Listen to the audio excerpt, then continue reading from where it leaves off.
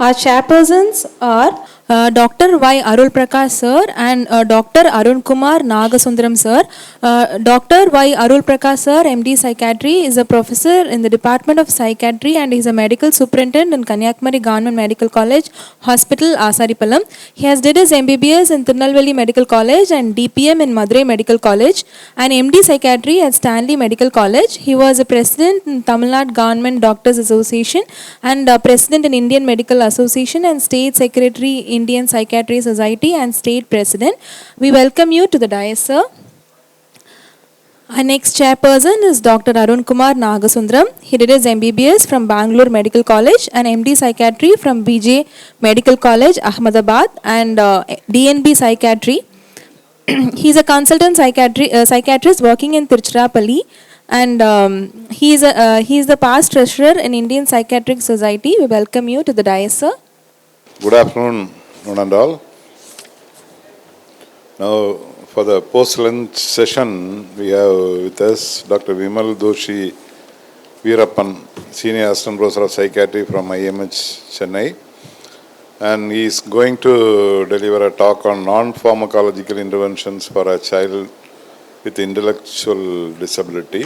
So, it's a nice topic, and this era of pharmacological treatment, this non-pharmacological interventions, that too for child psychiatry, will be of much interest to everyone, because people also want that without much pharmacological interventions. But what we know is some supportive therapy, family therapies and cognitive behavior therapy, like that so many therapies can give a helping hand to the people with intellectual disability and other child psychiatric issues. And Dr. Vimal Doshi is going to deliver a good talk on that. Now my co-chairperson will introduce the speaker. Good afternoon. Our today's topic is non-pharmacological management of special child and child psychiatry. As of as I know, we don't have much of medicines for child. Like, we cannot give beyond fluoxetine 10 or 20 and then risperidone 0.5 and beyond. So as a psychiatrist, we should be able to teach our patients and the family members about techniques which we generally don't learn in our textbooks. So here we have Dr. Vimal Doshi Veerappan, who is a native of Tamil Nadu, and he is from Madurai Medical College, and he has done his PG from Madras Medical College, Madurai Medical College, and currently is working as a assistant professor in child psychiatry, Institute of Child Health for last 10 years, and assistant professor of child psychiatry at IMH Chennai. And his area of research includes EEG in autism, empathy in autism and ADHD, working memory in specific learning disorders and emotional disorders in adolescents, and he is recipient of national and state awards, published multiple research papers in autism, learning disorder and ADHD. Welcome you, sir. And so here PGs have these opportunities so that we can learn tips which sir will be discussing, okay, how we can advise our patients. Over to you, sir. I would like to thank the organization for giving me this opportunity. For the next 30 minutes or so, we will have a discussion about intellectual disability. This discussion is going to be primarily focused on postgraduates and postgraduate examination. So, more of a theoretical as well as clinical topic as well as exam-oriented topic is what I am going to discuss with. Let's have a discussion. The contents mostly will be starting with clinical assessment. Clinical assessment, what will be the history taking, what will be the examination you have to look for, and other things, with a special focus on adaptive behavior and adaptive behavior assessment. Next, we will focus on genetics of intellectual disability, comorbidities in intellectual disability, and finally with acts and legal aspects related to intellectual disability. We'll start with definitions. As far as DSM-5 is concerned, there are three things which are important. It should have a cognitive deficit, meaning that should be IQ deficit. Next is a adaptive behavior deficit, which is mainly clinician targeted or clinician oriented assessment. And third, it should be a developmental deficit, meaning the deficit, both the deficits should start before 18 years of age.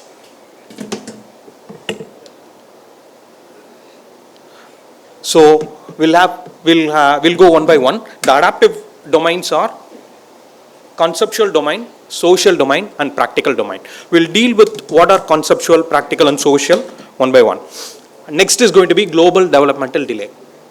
Usually, children below 5 years of age, we cannot reliably make a diagnosis of intellectual disability. For those children, we'll use the term called global developmental delay.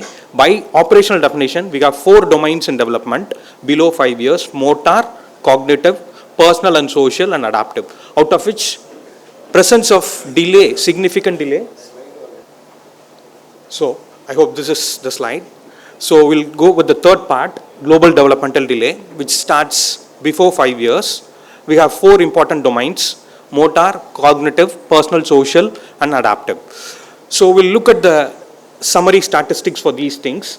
Generally, world over, it says around 3 to 5% point prevalence for global developmental delay, and which is intellectual disability is around 1%. So there is a correlation between global developmental delay translating to intellectual disability, but the correlation is not absolute. That means there are some children who has a diagnosis of global developmental delay, properly intervened, failed to make the criteria for intellectual disability. Out of intellectual disability, most of the cases are mild, roughly around 70%. In the mild category, males outnumber females in a ratio of 1:3.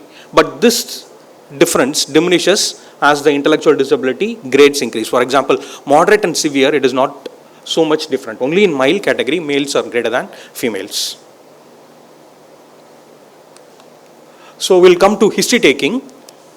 The first important thing you have to look, apart from your developmental history, antenatal, natal, postnatal, is 3-generation family pedigree, which focus on 3-generation family pedigree should focus on any history of neurodevelopmental conditions, genetic conditions, family history of miscarriages, stillbirths, neonatal deaths, and degree of consanguinity. These are the important points you need to focus apart from other developmental conditions. With respect to physical examination, regular physical examination, apart from, you have to pay special attention to height, weight, head circumference, stature, predominant attention to minor physical anomalies. We have a list of minor physical anomalies, approximately 25 to 30 in number. The list will be shared at the end of the presentation. Presence of any 2 minor physical anomalies in a child is very important during your examination. You have to look for cutaneous spots, and you have to note it down whether it is present or not, such as Ashley spots or macules. Next, we have to come for comorbid conditions in your history. Look for autism spectrum disorder and ADHD. Remember, DSM-5 allows comorbid diagnosis of intellectual disability with autism and with ADHD. Presence of sleep problems in children with intellectual disability. Substance abuse if a child is going to be an adolescent. Mood disorder and suicidal ideas with respect to self-esteem, again in mild intellectual disability in an adolescent, male or female. Always look for abuse, physical abuse, sexual abuse, and neglect in every child with intellectual disability. Behavioral observation mainly should focus on attention, impulsivity, mood disturbances and anxiety, how the child interacts with the parent, the degree of warmth, closeness and security with respect to parent as well as the child, and finally you have to end it with parental attitudes, parental depression and stress with respect to child's diagnosis. This is with respect to history. We will now look at what do you mean by first degree, second degree and third degree. First degree are usually siblings, parents and children. Second degree are half siblings, grandparents, aunts and uncles, grandchildren and so on. Whereas third degree is going to be first cousin, great grandparents and great grandchildren. So why is this important? First degree relatives usually approximately share 50% of the genetic material, second degree 25% of the genetic material, and third degree 12.5% of the genetic material. So this is important when we come to 3 degrees of, this is an example of classical 3-generation family. The thing is, the proband here is an adult male, so we have to go for his children. In case of the proband is going to be a child, we have to go for parents, grandparents and great grandparents. That is going to be your 3-degree pedigree chart. All number 1 are first degree, number 2 are second degree, and 3 is going to be third degree. And it is important that you have to mark this degree and various other disorders when you mark your pedigree chart. This is in summary the chromosomal genetic causes for intellectual disability. Remember, although we have gradations of intellectual disability as mild, moderate and severe, there is another classification called syndromic and non-syndromic intellectual disability. We will deal with that when we come in a little bit later. So there can be chromosomal abnormalities such as trisomy 21 or deletions of a part of a chromosome such as Williams syndrome, or it can be an autosomal dominant inheritance, example being velocardiofacial syndrome or DiGeorge syndrome, or an X-linked condition like Fragile X or Rett syndromes. Apart from genetic causes, these are the risk factors you have to look for in a child with history of intellectual disability. Sorry. Prenatal, toxemia, sir, could you change the slide, sir? So it's a little bit distracting. Sorry, one slide before. So we'll look for risk factors here. The prenatal risk factors are, again, hypertension as well as diabetes in pregnancy, valproate, especially valproate usage in pregnancy, which amounts to around 25% of developmental disorders in women using valproate, torch infection, and premature rupture of membranes or placenta previa, and natal, meningitis, herpes encephalitis, birth asphyxia, placental, as well as postnatal, especially CNS infection, trauma, tumors, lead malnutrition and thyroid. Remember, advanced maternal age, low parental education and poverty are significant called operating factors which interact with environmental and genetic factors to produce the severity of intellectual disability. Next slide, sir. So, apart from history taking, examination, it is important that we also look for other important comorbid conditions in widespread general medical condition. The first referral should be language pathologist. The next is going to be occupational therapist, whose role is to assess the functional movement skills, especially fine motor coordination and functional movement skills of a child, depending upon the age group. Physiotherapist, if you suspect proximal muscle weakness. Remember, 30% of children with intellectual disability has either visual disturbances or hearing disturbances, congenital cataract or hearing impairment. So, ENT and ophthalmic opinion, as the case may be. If the child is belonging to mild category and is going to attend school, definitely an educational assessment focusing on peer relationship, school readiness as well as academic things. If there is a doubt regarding any of the previously recessive pattern or dominant pattern of inheritance, a genetic genetic specialist opinion may be important. And finally, it should end with a social worker referral who is going to look at the social aspects which is preventing or which is facilitating the child in getting the intervention. Next slide, please. Now we'll come to the domains of adaptive behavior. We have three domains: conceptual domain, social domain and practical domain. Generally speaking, conceptual refers to reasoning, problem solving, whereas social refers to social cognition and social responsibility, and practical mainly responds to self-reliance. So we'll start with practical domain. It starts with activities of daily living like eating, dressing, mobility, toileting, goes on to use of telephone in case of information sharing. Here it is not recreational use of telephone for the means of information sharing and information reception, preparation of meals for sustenance, use of public transport for means of accessing services. For example, with respect to a child to school, to various intervention centers, to banks such as that, use of healthcare decisions or healthcare activities, and safety, whether this particular situation is safe enough for me or not. So these are the domains comes under practical. Next we move on to second part of the column, social domain, which is mainly related to social cognition and social behavior. It starts with interpersonal relationship with the parent, moves on to empathy and social emotional reciprocity, followed by peer relationship, comes social problem solving, that is a novel problem solving in various different social situations, followed by social responsibility. A child around 10 to 12 years will understand what are the social responsibility it has to follow in school, it has to follow at home, it has to follow when it goes to a public place like a restaurant or in a public function. And important thing here is avoiding victimization. I shouldn't be a victim, nobody should bully me or nobody should target me. That is also a part of social cognition. Self-esteem concept will develop after this, and finally understanding societal rules and flexibility in following societal rules will end with social domain.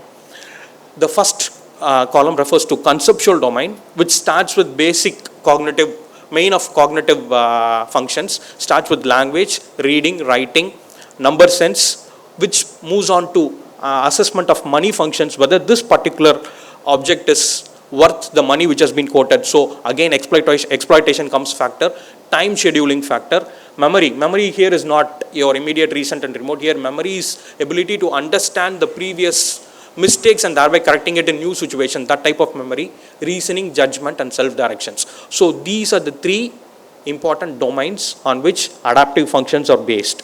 Based on this, we can divide the intellectual disability into mild, moderate, severe and profound. Next slide please.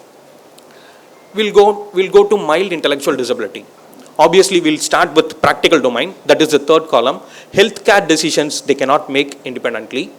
Similarly, safety decisions they cannot make independently. Whereas with respect to telephone, meal preparation and transport, they can be trained and they can be allowed to use these things provided they have a schema. Schema in the sense they have a previous blueprint for what are the things they should do with respect to these things, that they can do it. On their own, it is difficult for them to do it. So this is with respect to practical domains. With respect to social domains, remember children, especially adolescent females with mild intellectual disability is one of the highest propensity to get bullying and abused. So avoiding victimization, self-esteem is going to be the major problem in intellectual disability in mild. They have difficulties in social problem solvings as well as social responsibility. And they are fairly okay with interpersonal communication, especially within the family members. They also have very good empathy. They have adequate peer relationship, but the problem here is their peers are going to be at least 30% less than their chronological age. With respect to conceptual domain, they'll be able to read, write, use number, whereas money, time and memory are going to be problematic. They can use it with sufficient training. Usually a child with mild intellectual disability can develop academic skills up to the age of 3 to 6 standards. We'll go on to moderate. Next slide please. So in moderate, we'll build with mild here. So healthcare, safety, transport, meal preparation, schedule, all these things will be compromised, or if present, it is going to be very rudimentary. Hence, a caregiver support is necessary. They'll be able to eat, dress, mobility and toileting. They can attain through sufficient independence if proper training is being given to them. Otherwise, it is also going to be difficult with respect to practical domain. In social domain, interpersonal communication within the family will be good most of the times, around 70 to 80% of the times. Empathy will be again good within the family members, and peer relationship will be better if the child is placed in a home in which similar type of moderate level of intellectual disabled children are present. So there the peer relationship will be good, but not with general typically developing peers. With respect to conceptual domain, reading, writing and number skills are going to be very significantly compromised, probably at first grade level or below.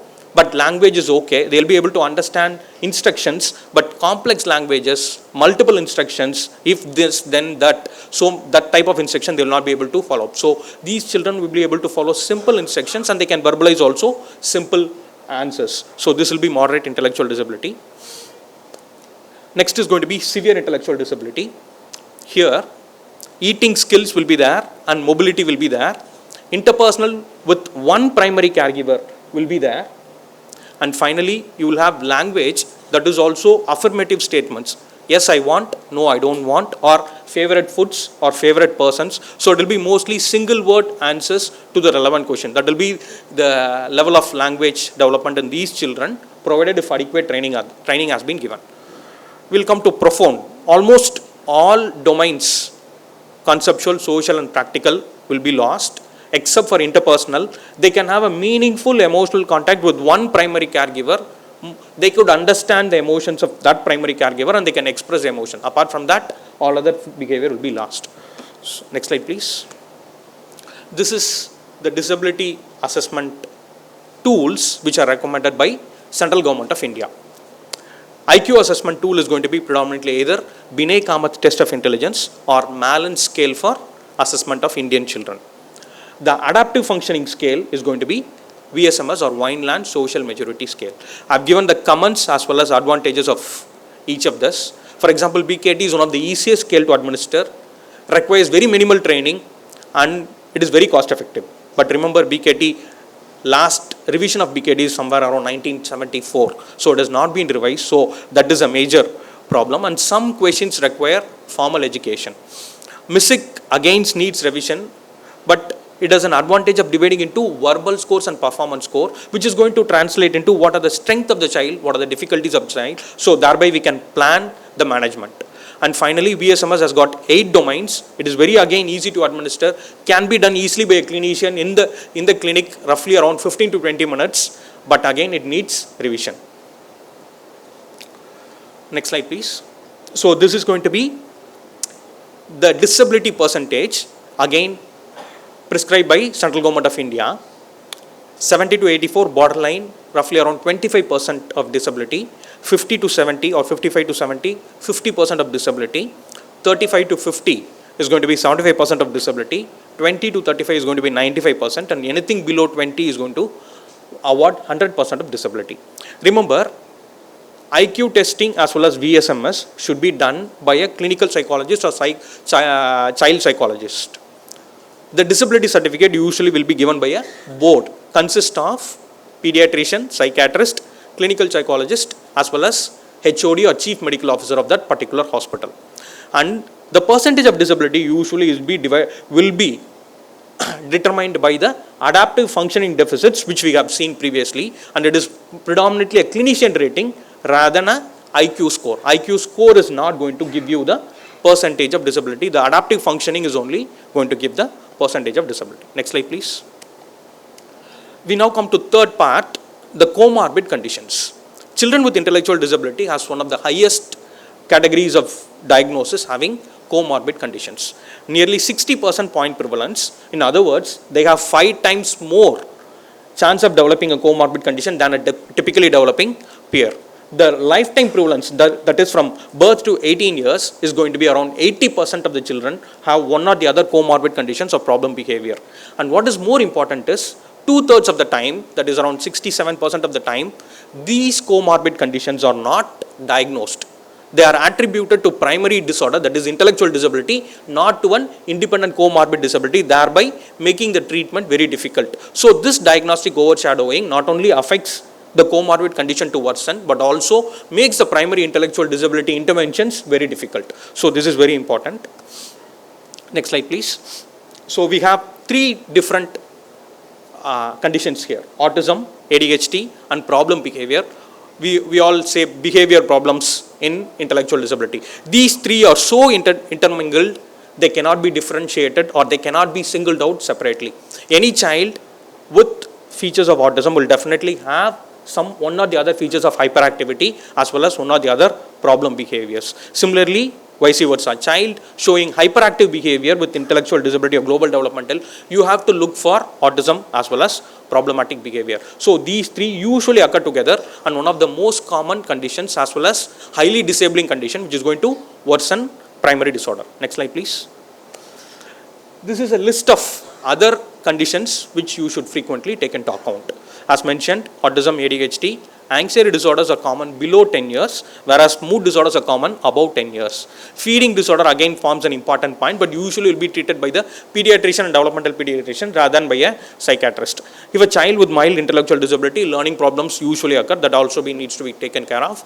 Post-traumatic stress disorder is recently gaining very importance in recent times because of the level of abuse as well as neglect the child is undergoing. And finally, self-injurious behavior warrants a separate mention here. Roughly speaking, as the severity of intellectual disability increases, the incidence of self-injurious behavior is going to increase. The medical causes: cerebral palsy, congenital heart defects, constipation, endocrine, and finally, the important cause is going to be seizure disorder. Roughly around 20 to 30% of children with intellectual disability will have seizures. This seizures has a bimodal onset, one below 5 years of age, next is roughly around in adolescent age group. So it is always important to look for seizure disorder, and as severity increases, incidence of seizures also increases. Physical abuse, sexual abuse, and substance abuse usually in adolescent age group. Next slide, please. So we'll come to genetics part. What is the most important behavior you can think of with respect to Down syndrome? Anybody? Children with Down syndrome, the most important behavior is going to be?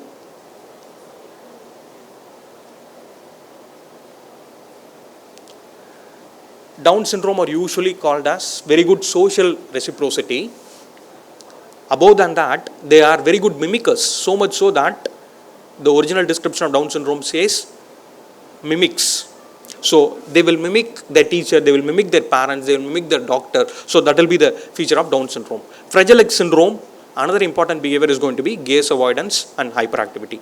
Rett syndrome, at least, what is important behavior for Rett syndrome? Stereotyped hand movements, midline hand movements, important for Rett syndrome. Discharge syndrome or velocardiofacial syndrome, the important behavior you have to associate is Discharge syndrome or velocardiofacial syndrome. Schizophrenia or schizotypal personality disorder in adolescents are the most common behavioral counterpart. Prader-Willi is going for, Prader-Willi means behavior is going to be, yes, compulsive behavior rather than repetitive behavior. Compulsive behavior is very important. Angelman's, otherwise known as happy puppet syndrome. Usually their facial expression will be laughing and doll-like, hence it is called as happy puppet syndrome. Smith-Magenis syndrome, the behavior, the characteristic behavior is self-hug behavior and self-injurious behavior. Williams syndrome,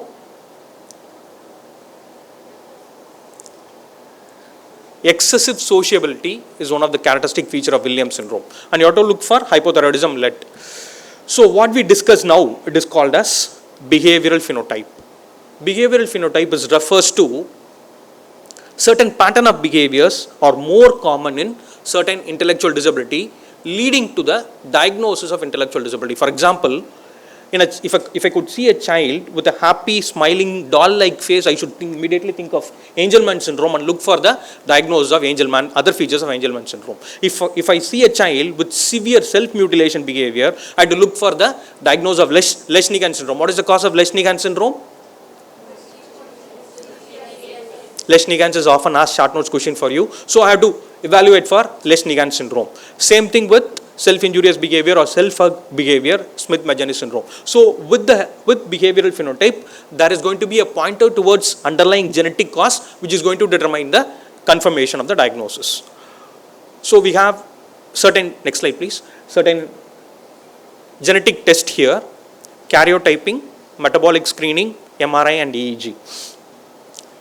If properly referred, karyotype is going to yield 15% of the times correct diagnosis. Same with metabolic screening, same with MRI and EEG is going to roughly yield 5 to 7%. So what are the indications for karyotyping?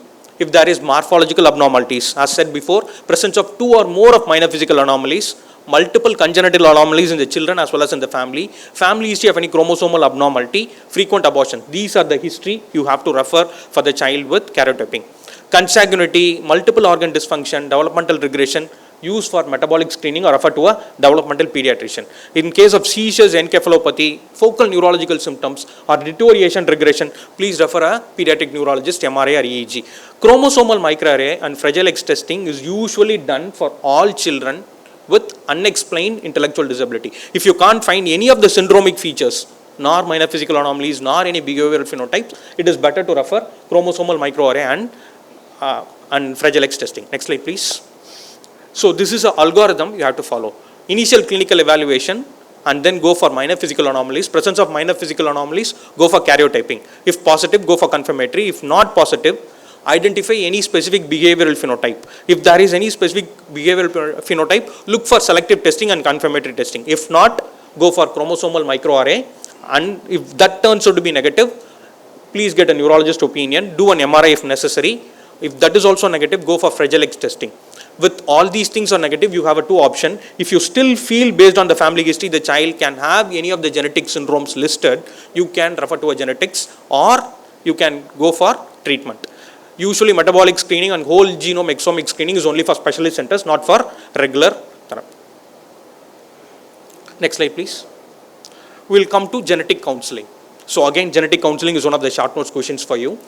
What is genetic counseling? It is a process by which you have information from the family history, information from medical history, thereby you assess the patterns of inheritance and finally come to a conclusion, a guesstimate about the risk of the child or the offspring developing a condition. That is called as first process. With this available information in hand, I am going to educate the parents and relatives regarding the inheritance patterns. What are the further testing it needs to be done? What are the management strategies, if at all it is going to be available? Is there any avenues for risk reduction? This is especially true in inborn errors of metabolism, where there are now small molecule therapy which is going to reduce, for example, substitution therapy in certain amino acid disorders. And finally, this ends with counseling, which gives informed choices. You can continue the pregnancy, you can stop the pregnancy. The risk of further sibling is going to be 10%. The risk of further sibling is going to be 20%. So that sort of informed choices, and we can support the parents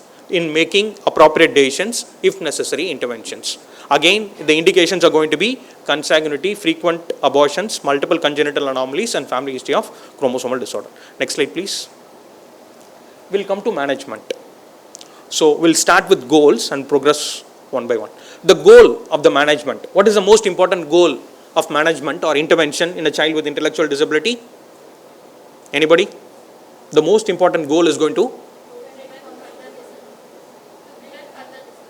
The most important goal, yes, that is also one of the goals. The most important goal is to improve the functioning of the child. Always interventions are targeted towards improving functioning and self-reliance of the child.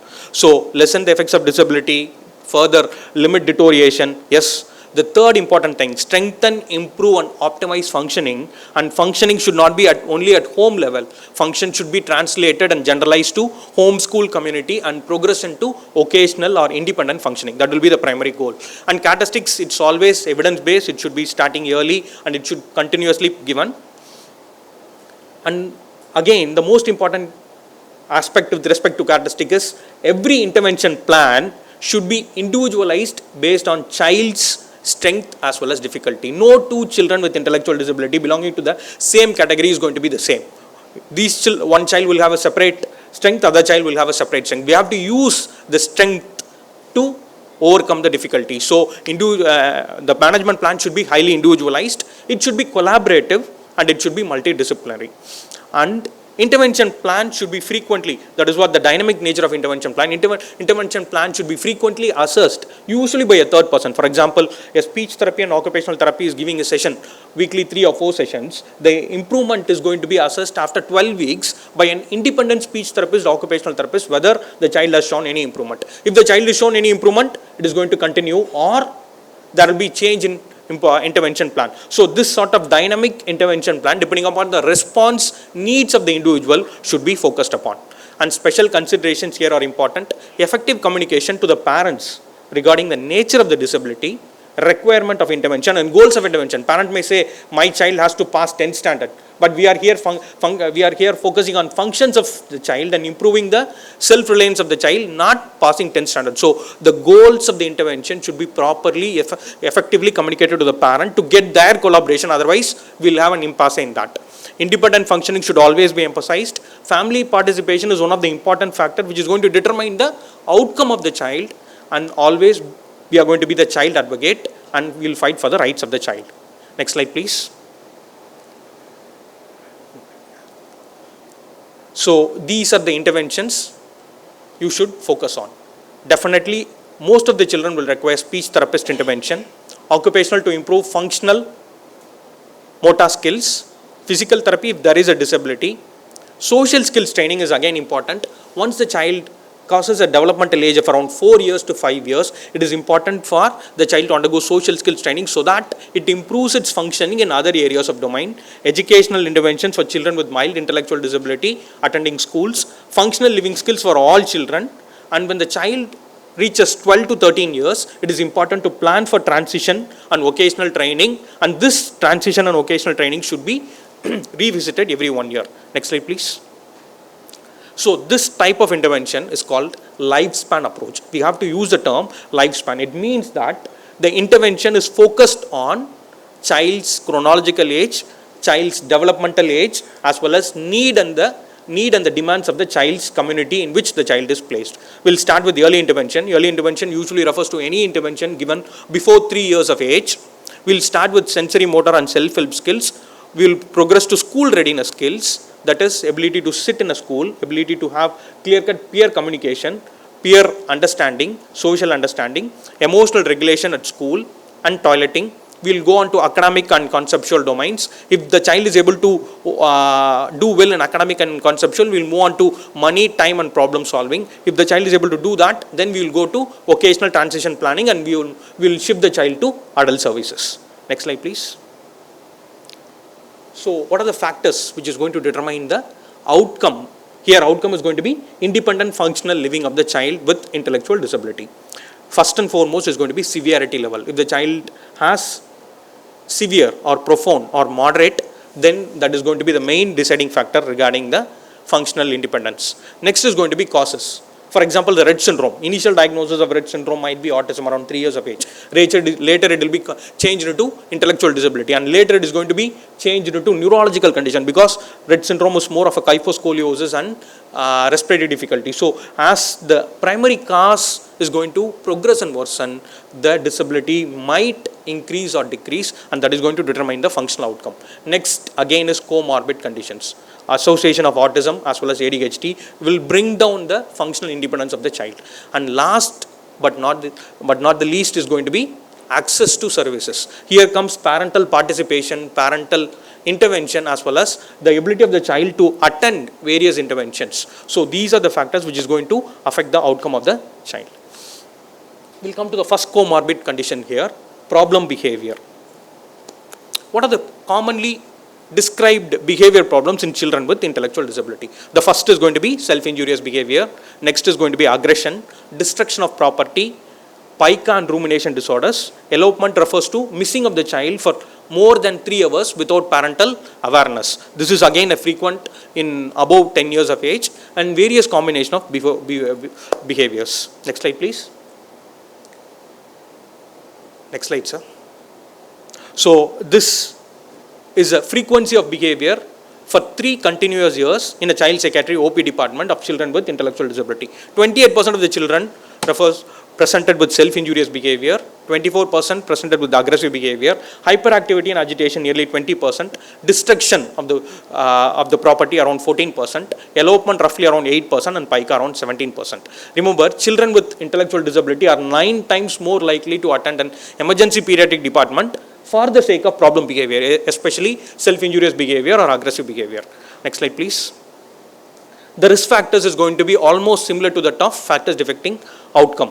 The severity, use of functional communication. Here, language plays an important part. In a child who has developed a language or near functional communication, the level of self-injurious and aggressive behavior is going to decrease. So, language has got an inverse correlation with problematic behavior. Comorbid autism increases the incidence of problem behavior by 3 times, and impulsivity, I'm not talking about ADHD here, impulsivity as a behavioral trait increases the problem behavior by 2-fold in a child with intellectual disability.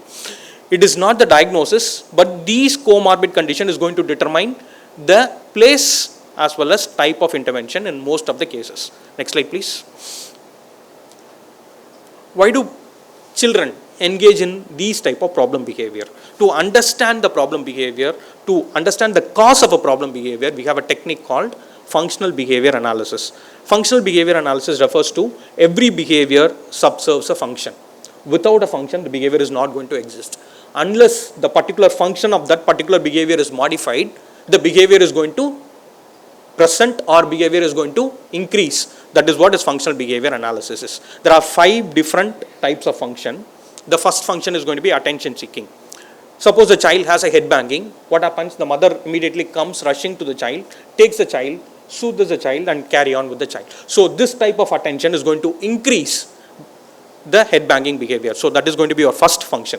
Next is, suppose the child goes in for head banging or biting behavior, the mother immediately gives a sweet or toffee. The child stops the behavior. So this type of tangible reward is increasing or reinforcing the behavior. Next is escape avoidance. Let us assume the child goes in for occupational therapy. After a period of time, child refuses to go to occupational therapy or exhibits self-injurious behavior whenever the child is taken to occupational therapy. Here the problem here is there is a mismatch between child's developmental level and the level of intervention which has been prescribed. The child is unable to do the intervention which has been prescribed by the child because of the mismatch. The child is unable to express this and it uses self-injurious behavior as a means of communication here. So the child escapes from the occupational therapy. That is called as escape avoidance. In children with moderate, severe and profound, most of the time self-injurious behavior is a part of self-stimulation because they don't have any other avenues to stimulate themselves. Their entire world is limited to one or two senses, so they are going to use self-stimulation as a part of self-injurious behavior. Usually it is not going to be a single behavior, usually a combination of 2 or 3 behavior depending upon the context as well as the person in which the behavior is going to exhibit. Next slide please. Once a child presents with an abnormal behavior, you have to start with setting events. Setting events are those events which precipitates the behavior. It can be a medical illness such as ear infection. It can be changes in place. For example, a family can be moved from one place to another place. That can also precipitate a behavior. It can be changes in time. It can be changes in person or changes in routine. Usually, tata vandu saindram walking kuttu povaru. Tata illa ippo walking kuttu po mudla. The child is unable to express. It is going to go in for a self-injurious behavior. Or changes in physical environment, especially children with severe, profound and moderate. Any changes in temperature can lead to self-injurious behavior. These are the setting events we have to look for. And various patterns of behavior will lead to underlying biological underpinnings. For example, let's take up high frequency behavior, sort of a compulsive type of behavior in which the child is going to do self-injurious behavior, roughly head banging more than 20 times in an hour. If prevented from head banging, the child is going to become very aggressive and agitated. That type of high frequency spontaneous behavior called as compulsive behavior, mostly serotonin is going to be the culprit here. Next is similar to tic disorder. Once or twice in an hour, which is spontaneous, not related to any environmental event, it comes, lasts for a few minutes and goes on its own. This type, almost similar to tic disorder in children, dopamine is the neurological pathway here. Some children will exhibit, whenever the child feels distress, will exhibit self-injurious behavior. This is the most common we will see in a clinical practice. Mood instability, norepinephrine is going to be the biological marker here. And certain group of children, especially Lesnigan as well as Smith-Magenzi's, will go in for self-mutilation behavior, almost taking one part of the body out by means of self-injurious behavior. So this degree of self-injurious behavior is called as self-mutilation. The pain pathways are a problem here, and NMDA receptor is going to be the culprit here. Next slide please. So what are the behavior techniques we can use? Behavior techniques can be broadly divided into proactive and reactive.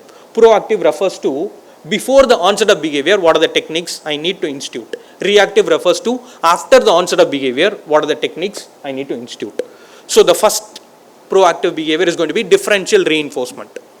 For example, let's say a moderate intellectual disabled child comes to the parent and shows a sign called hugging. Suppose if the parent immediately takes the child and goes for a walk, the child is not going to go for a self-injurious behavior. So here the parent is reinforcing a socially acceptable sign from the child, a symbol for hugging. Suppose if the parent is not attending to this stimulus, the child is going to go on for a self-injurious behavior and the parent has to stop the work and come back and take the child away. So this is called as differential reinforcement of others. There are multiple differential reinforcement, and remember, differential reinforcement is one of the short notes question. It can be frequently asked in your Viva exams. Next is functional communication training. If the child has verbal language, well and good. If the child is unable to develop verbal language, what can be done? The child can use pictures for communication. For example, I need water. I need toileting needs immediately. I have pain somewhere. So these type of pictorial communication can be done. This is called as PECS, or picture exchange system. There are some software programs available both in Android as well as iOS now, which can the child point out, and the child and the mother as well as primary caregiver will have a immediate message saying that your child requires this type of intervention. So this type of augmentative functional communication can be used instead of child resorting to self-injurious or aggressive behavior. So this functional communication training comes next important in management of self-injurious behavior. And certain things, antecedent manipulation. The antecedent manipulation best example is going to be escape avoidance. You know that the child refuses to go to occupational therapy because occupational therapy has become more tough. So what can be done? We can speak with the occupational therapist, reduce or go back 1 month previous therapeutic regimen and slowly build up. Once the child masters that level, we will go to the next level. This is going to be antecedent type of intervention. The reactive is going to be extinction. Extinction is otherwise known as ignoring. Suppose if the child is exhibiting an abnormal behavior, the mother do not give any attention. But this will not work in self-injurious behavior where we need to intervene, otherwise the child is going to get injured. None of the mother will allow, அப்படியே விட்டிங்கன்னா சரியாயிடுங்க அப்படின்னா 10 வாட்டி இடிச்சிட்டுமா sir அப்படின்னு கேட்பாங்க. So no, none of the mothers will accept self-injurious behavior. For that, what we need is response intervention. You can have safety helmets, safety splints, you can have soft cloth which can be tied around the hand so that the child is unable to bite it. You can have teeth clamps to prevent the child from biting. So these are all response intervention strategies. And finally, very rarely punishment can be used. If differential reinforcement and functional communication training are used, almost 70% of the time the behavior is going to be controlled. So these are the most important behavioral techniques. Next slide please. So 32% of children with intellectual disability report this particular symptom when asked. Otherwise they don't report. And remember, child with intellectual disability are 8 times more chance of getting abused when compared to typical developing peer. And remember, children in a children's hospital study, inpatient in children's hospital study, when we look at the statistics, 15% of the children with intellectual disability had one or other forms of sexual abuse. So sexual abuse is one of the most important history you need to ask in a child with intellectual disability. Prevalence ranges from various studies from 14 to 32%. Relative risk, as already told, it is about 8 times. And female adolescent with mild IDs are going to be the most important risk factor demographic here. What are the reasons for sexual abuse? Obviously, cognitive deficit, adaptive deficits, social cognition deficits. The more important thing is the child needs to be dependent on adults for all decision making, and thereby putting the child at risk for abuse from the adults. And children with mild intellectual disability has a tendency to please the others. They will go to any extent to please the adult, so they may not even understand this is an abuse or exploitation. They will think that if I do this, the adult will be pleased, so I have to continue doing this. So these are the common causes for sexual abuse. Their presentation should be, what will be the presentation? PTSD symptoms, again reported very high in children with sexual abuse. They can present with depression, they can present with contact symptoms, and unfortunately children with history of sexual abuse will also go on to develop abuse other children. So they will also become perpetrators in the future or after some time. So this should also be taken into account. So you need a high degree of sensitivity and suspicion to understand and take details about child sexual abuse. Remember, even children, non-verbal children, severe intellectual disability can disclose abuse with proper details, with proper figures and pictures. If they are asked to point out, they can point out this is a body part, this has been touched by this person in this time. So severe ID can also disclose. It is not that these children do not know how to disclose. We don't give them opportunity to come out with the problem. That is the reason they are not disclosing. 2 therapies are given in evidence. Eye movement desensitization reprocessing has roughly around 6 to 8 studies showing positive response. Trauma focused CBT is also gaining response. Currently the study's evidence is unequivocal. Probably we'll get positive evidence soon. Next slide please.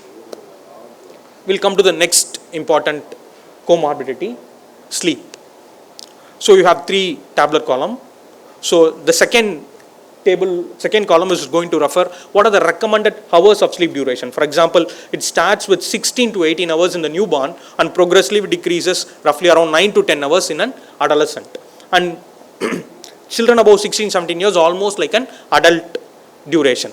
The third column refers to the prevalence of sleep disturbances in various age groups in intellectual disability, not in regular children, intellectual disability. Next slide please.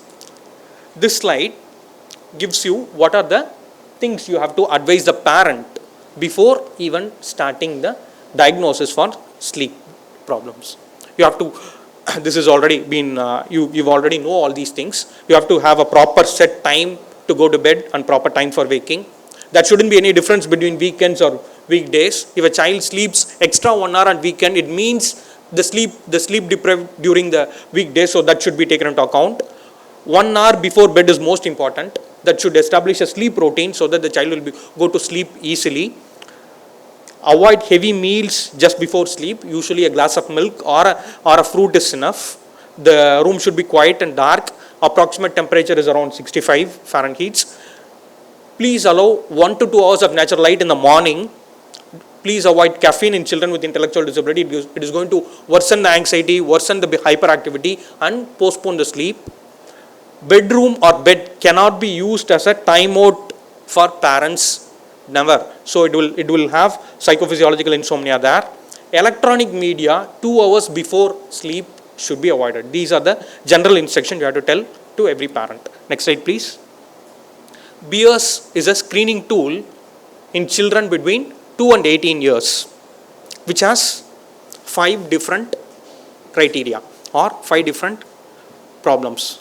Are the child having any bedtime problems or difficulty in going to sleep? That will be the number 1, refers to bedtime problems.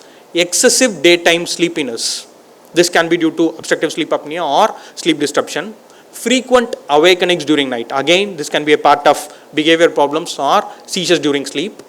Pattern of regularity and duration of sleep. Are there any difficulties or irregular patterns? Suppose a child goes to sleep by 3 a.m. and wakes up at 3 p.m. in the afternoon. This pattern of sleep problem will come here. And finally, you have to ask about snoring. Again, a feature of obstructive sleep apnea. So this is a 5-minute tool to assess sleep problems in children with intellectual disability. Next slide, please. So we'll have the behavioral treatment for sleep problems. Always establish a bedtime routine. What is a bedtime routine?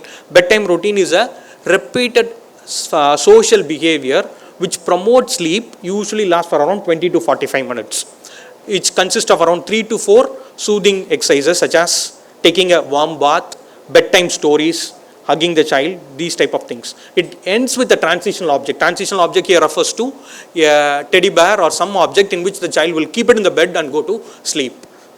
This should be scheduled roughly around 1 hour before sleep. This is one of the important behavioral treatment method for sleep disturbances. Next is going to be systematic ignoring. Systematic ignoring is if the child demands something during the sleep time, the parents has to ignore gradually, and positive reinforcement and shaping should be used to prevent this. This is systematic ignoring. Next is bedtime fading. Bedtime fading is for face avoidance, which I told you before. Suppose the child goes to bed around 2 a.m. in the night and wakes up around 12 to 1 p.m. in the afternoon. What can be done? Slowly the child can be allowed to go to bed every 30 minutes before, so that it reaches a normal sleeping hours. Strategic napping refers to giving naps of child less than 40 minutes duration before 1 p.m. in the afternoon, not after 1 p.m. And some children with mild intellectual disability and adolescent can also have cognitive behavior therapy. And finally, yes, this is non-pharmacological management, but melatonin, diphenhydramine and clonidine are approved for treatment in intellectual disability with severe sleep problems. So what are the acts and laws which a postgraduate should know? First is going to be rights of persons with disabilities. A benchmark disability is a disability which a child has 40% or more of disability. RPWD has 3 important things. It covers intellectual disability, it covers ASD, it covers SLD. Inclusive education is mandatory as well as Persons with Disability Act is concerned, and people with disability have 4% reservation in jobs. Next law is about right to education or SSA project. It says mandatory education till 14 years of age, all children, also covering children with specific developmental delays. So provision of therapists, special educators, alternate curriculums should be done at every block level. This block is educational block level. This is right to education. And finally, we have what is so called RBSK project or Early Child Health Screening Project. This is again a project which screens about developmental delays.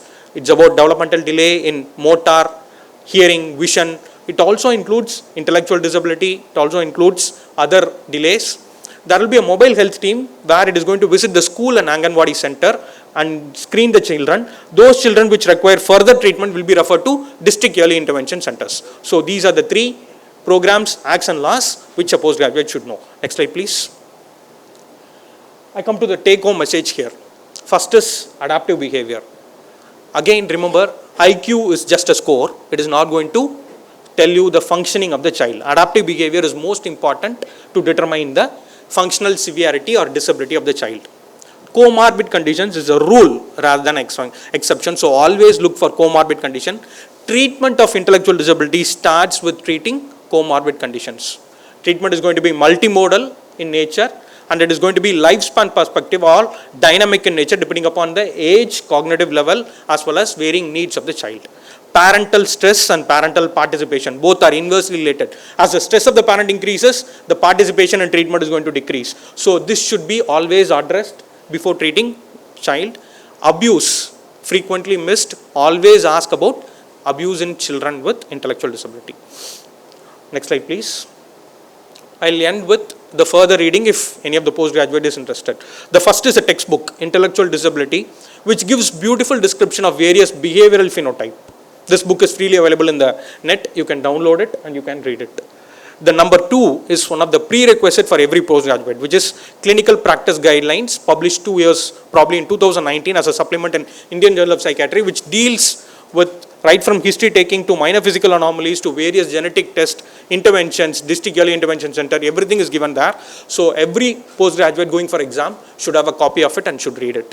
Third is going to be practice parameter of American Academy of Child and Adolescent Psychiatry, focusing on comorbidities in intellectual disability. What are the comorbidities? What are the treatment as per the evidence? That is the third further reading. Fourth, if any of you is interested in behavioral management, I've told you about differential reinforcement, functional communication techniques. Those things are beautifully, simply explained in this particular article. So you can have a look at it if you're interested.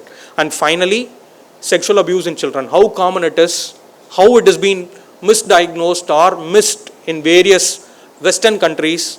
So what are the things we can understand and how to be very watchful and suspicious of a child. So those are the things covered in the 5th article. Thank you very much for your patient listening. Thank you. A very good presentation. So many children with intellectual disability have sexual problems, hypersexual problems during adolescence.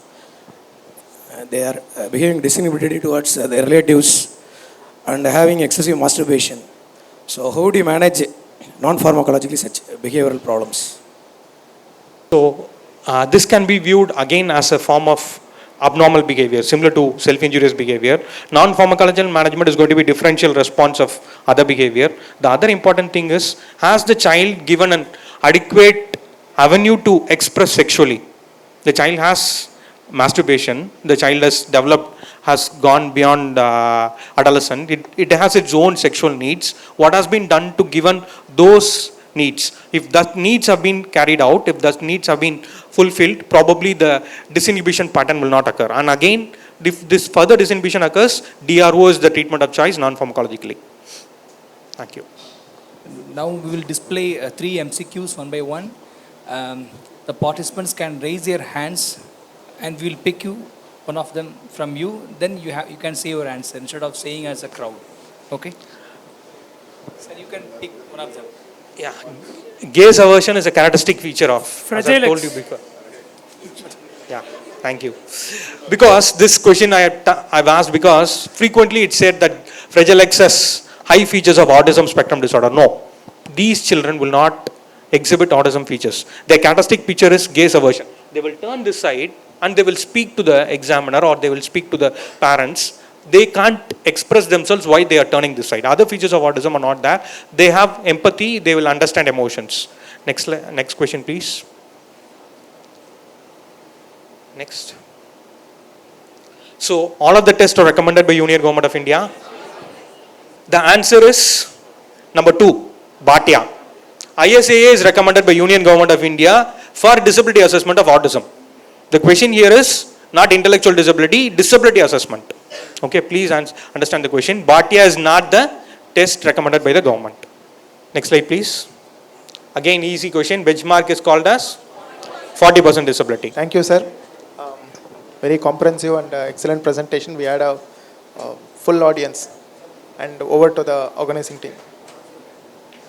Now I would like to invite both chairpersons to honor our speaker. I invite Dr. Moni from Coimbatore to honor the chairperson Dr. Y. Arul Prakash sir. And I invite Dr. Sriram sir to honor the next chairperson Dr. Arun Kumar sir.